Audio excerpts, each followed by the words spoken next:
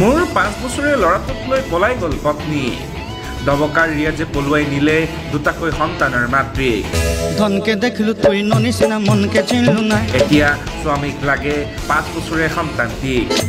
C C চিৰে ননি C C C চিৰে ননি চিৰে চিৰে C প্ৰথমে মন কৰক এই যুৱকজনলৈ পেছাত এটা ছেকেণ্ড হেণ্ড কাৰ শ্ব'ৰুমৰ এওঁ মালিক এইগৰাকী আকৌ দুটাকৈ সন্তানৰ মাতৃ জুমি চুলতানা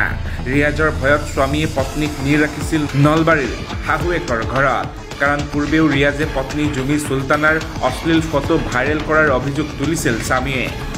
যাৰ বাবে ইতিপূৰ্বে জুমিৰ স্বামী ন্যায়ালয়ৰ দ্বাৰস্থ হৈছিল কিন্তু যোৱা 9 তাৰিখে যি ভয়ৰ বাবে পত্নীক নি নলবাৰীত ৰাখিছিল সেয়াই হ'ল মানে ৰিয়াজে 5 বছৰীয়া সন্তানসহ জুমিক পলুৱাই নিলে নিৰাশ আৰু নিৰুপায় হৈ এতিয়া হাহাকাৰ কৰিছে এইগৰাকী স্বামীয়ে বিশ্বাসী পত্নীয়ে এনে কাণ্ড কৰা এতিয়া মানসিকভাৱেও এওঁ ভাগি পৰিছে মানে মই তো 5 নম্বৰ ৱাৰ্ডৰ বাসিন্দা ইয়াতে কাম কাজ কৰোঁ তাতে থাকোঁ তাৰপিছত মই নলবাৰীত মোৰ ৱাইফক ৰাখিছিলোঁ মোৰ ছোৱালী এটা ল'ৰা এটা তাতে ৰাখিছিলোঁ ৰাখাৰ পিছত ডবকাৰ ল'ৰা খুটাৰগাঁও 8 নম্বৰ ৱাৰ্ডৰ ৰিয়াজউদ্দিন বাপকৰ নাম আব্দুল মতলিব তাৰ ল'ৰাটো মোৰ ৱাইফক 9 তাৰিখ 3:30 বজাত উঠাই লৈ আহিছে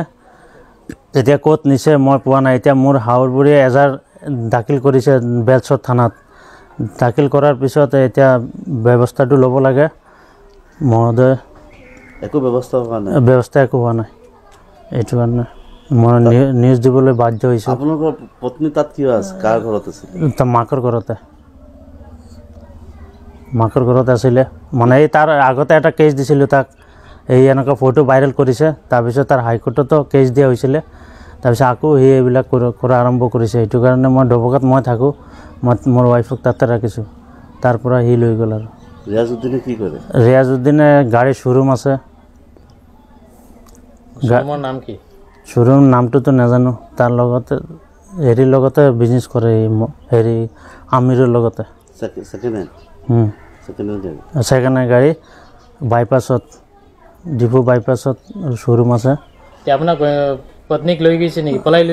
লৈ গৈছে মোৰ ল'ৰাটোক লৈ গৈছে 5 বছৰীয়া ল'ৰাটোক লৈ গৈছে আপোনাৰ সন্তান কেইটা মোৰ সন্তান 2টা ছোৱালীটো মানে টিউশ্যনত আছিলে ল'ৰাটো আৰু মোৰ ৱাইফক লৈ গ'ল আপোনাৰ পত্নী আৰু যোগাযোগ কৰা নাই আপোনাৰ নাই মোবাইলটো চুইচ অফ আছে এতিয়া আপুনি কি বিচাৰে এতিয়া মই মানে আইনৰ ব্যৱস্থা বিচাৰোঁ মানে মোৰ ল'ৰাটো লাগে আৰু ডবকা থানাত কিবা ডবকা থানাত গৈছোঁ কৈছে ইয়াত নহ'ব বেলচৰ থানাৰ পৰা হেৰি হ'ব লাগিব তেতিয়া হ'ব news desk report Ganga live